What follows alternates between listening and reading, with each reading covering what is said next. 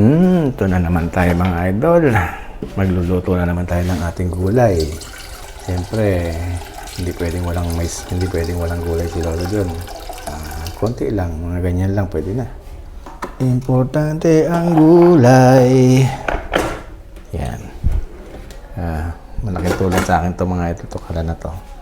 Tapos, meron ako din pritong bangus na buntot. Kinalahati ko lang siya mga idol. Yan. Bangus yan. Para maipangsahog ko siya dito sa aking gugulayin. Yan o. Bangus mga idol. Para malasa yung ating sabaw. Napakasarap niyan. Tapos meron ako din nilagang talong okra. Pambato natin. Oh, ang bilis naman kumulo eh. Oh. Lagyan natin siya ng asin. Tapos meron akong bitchin eh. Bitchin. Asin bitchin lang yan.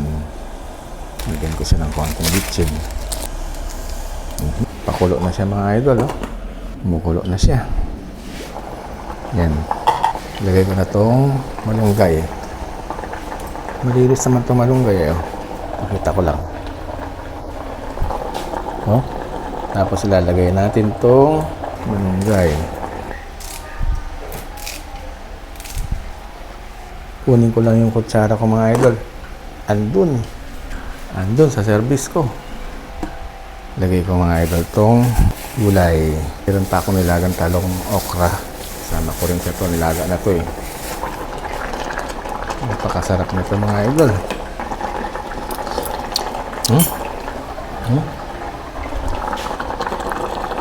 Kain na tayo.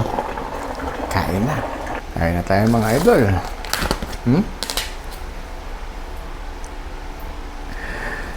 May nilagang itlog. Tapos yung gulay. Yan. Sabaw.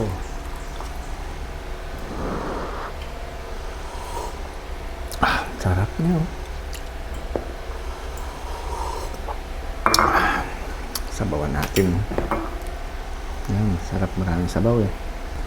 Maraming sabaw. Masarap. Yung gulay niya.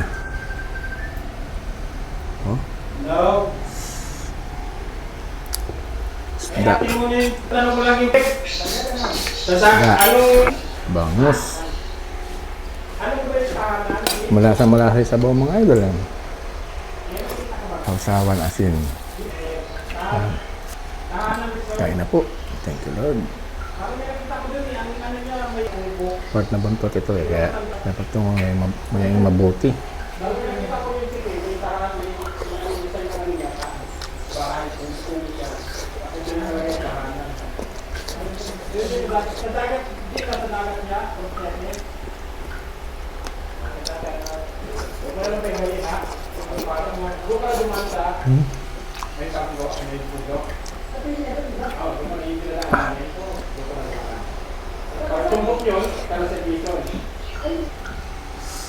Lug. Matinik talagang buntot eh. Oh. Masarap kasi eh. Tapos malunggay.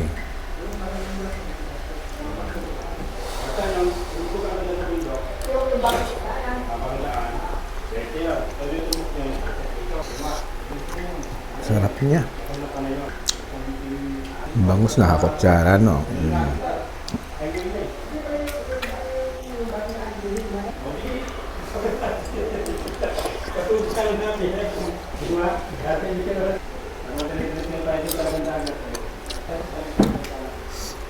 Sarap. Dapat talagang gulay.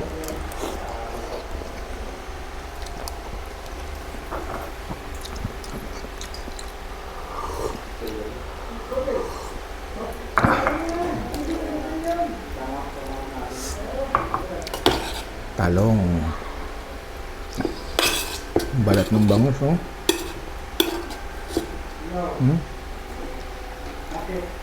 Balat ng bangus. Kailangan mo yung mabuti to kasi nandito maraming tinik.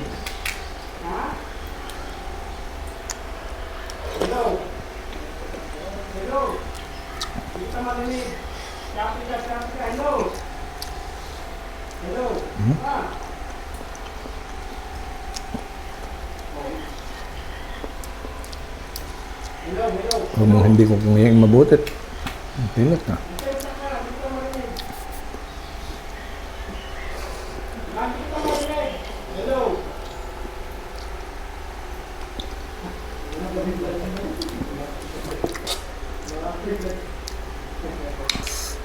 Okra.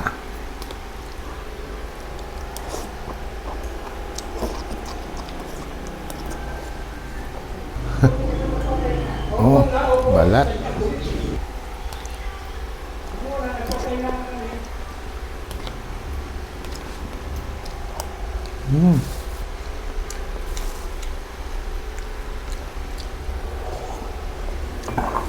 Sarap niya.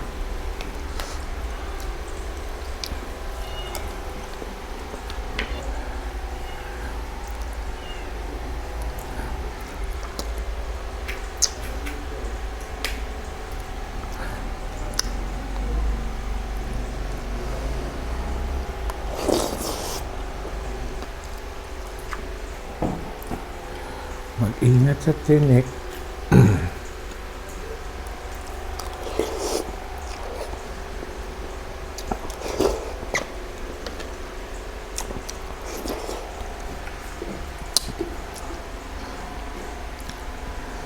Gulay talaga ang the best.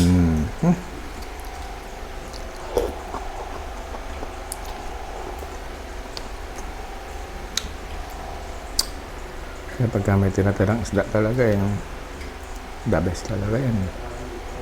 Diba? Oh, nalang yung tinik.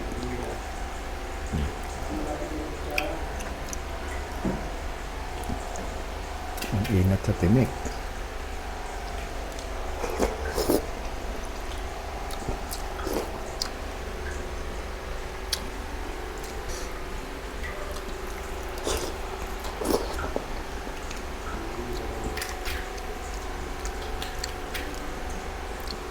Mga tinik, oh.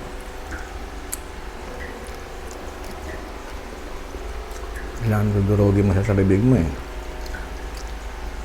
Basta-basta ilulunok at ako.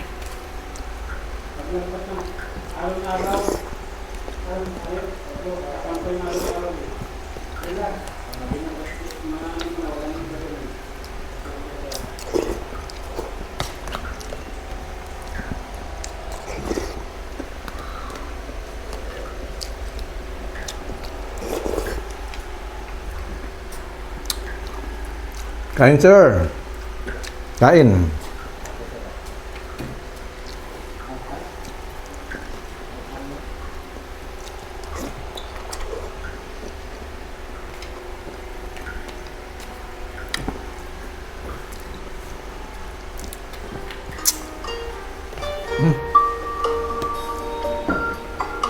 Dali lang po, may tumatawag. Ayun, naputol kasi tumawag si Mrs.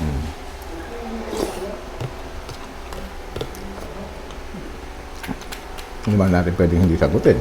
Nako.